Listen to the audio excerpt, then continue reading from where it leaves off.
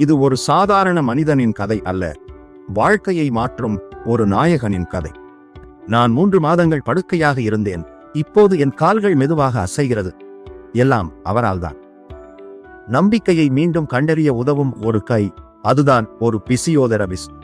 Physiotherapy மற்ற பாரம்பரிய சிகிச்சைகளைப் போலவே போலியான அங்கீகாரம், நாடகம். ஒவ்வொரு குழந்தையின் முதல் அடியும் சிகிச்சையின் உண்மையான வெற்றி. நான் நினைக்கவில்லை, ஆனால் மறந்தான்.